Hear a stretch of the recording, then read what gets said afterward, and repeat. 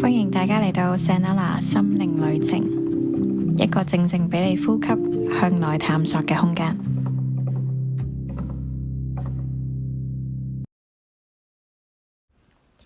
有一個話題，生完小朋友同啲媽媽朋友傾偈嘅時候呢，成日都會俾人講起嘅。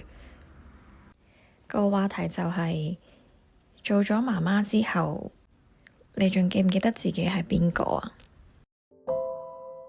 有好多媽媽都會講，自從小朋友出世之後，生活啊、時間啊，全部都過得好快，所有嘅重心理所當然就去晒小朋友度。每一日擘大眼，就好自然去睇下小朋友瞓得好唔好啦，有冇凍親啦，有冇冚被啦，再晏啲就諗緊佢食唔食得飽啦，食啲嘢有冇營養啦。到佢再大啲，返咗學，今日佢返學點啊？開唔開心啊？有冇同小朋友玩啊？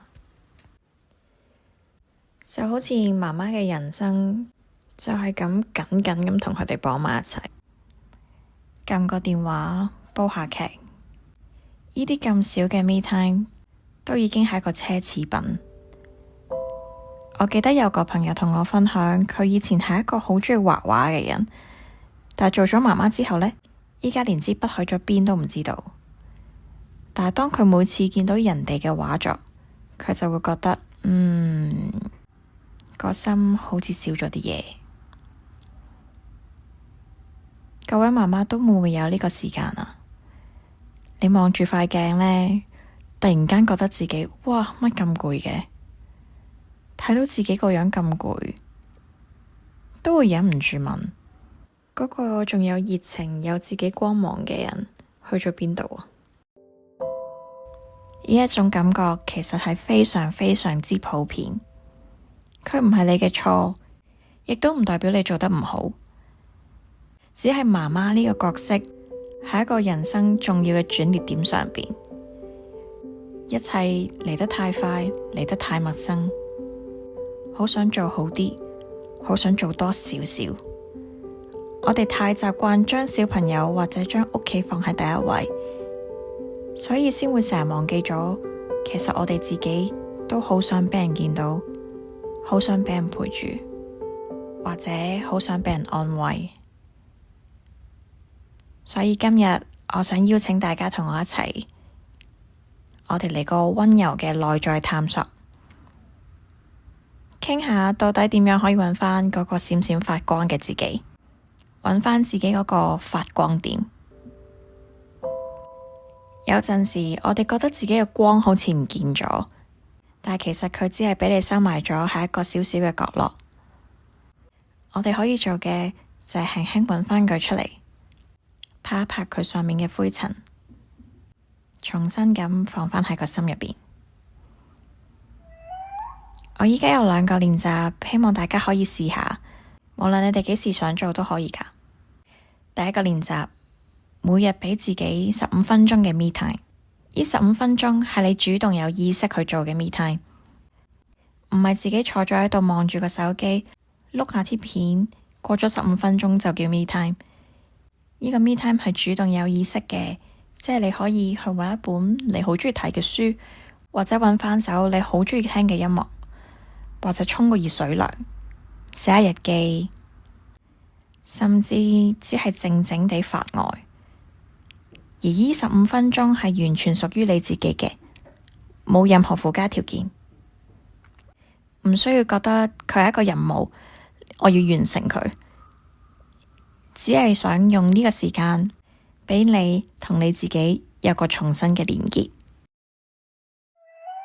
第2個練習，我哋諗下細個嗰時，你最鍾意做嘅係乜嘢？有啲乜嘢係會令到你廢寢忘餐，充滿熱誠咁樣一做就好想繼續做落去？佢可能係一個你擱置咗好耐嘅興趣，又或者係一個曾經你好擅長，但係依家已經冇再接觸嘅技能。呢個就係你內在光芒嘅線索啦。你唔需要依家即刻 pick up 返佢，但係至少等佢重新可以去返你嘅意識度。我都知道好多人一定會話，邊有時間啊？咁樣做會唔會好自私啊？各位媽媽，你要相信呢樣嘢唔係自私㗎，就好似喺飛機度啲安全指示咁，氧氣罩一跌落嚟，你要做嘅係要帶好你自己先去幫助其他人。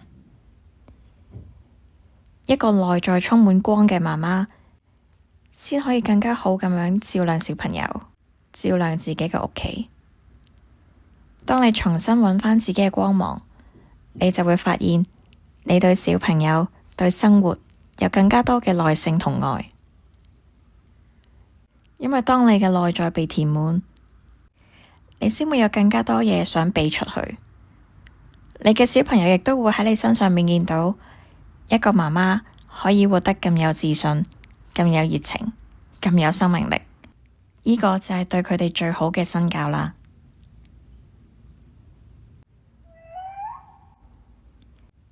以下有3個問題，想媽媽花少少時間問下自己：到底做咗媽媽之後，覺得自己最大嘅改變係乜嘢啊？喺你記憶裏邊，曾經發光嘅自己係點樣樣㗎？有冇啲咩好細好細嘅習慣或者練習，可以令你揾返嗰個內在嘅光芒？我都好想知道你嘅故事，你嘅諗法係咩？留言話畀我聽啊！我好想呢度係一個充滿溫暖嘅空間，令每個媽媽都可以被看見、被了解。媽媽們記住啊，你內在嘅光從未消失過，佢只係等緊你重新見到佢。今日嘅心靈旅程講到呢度，我哋下次見。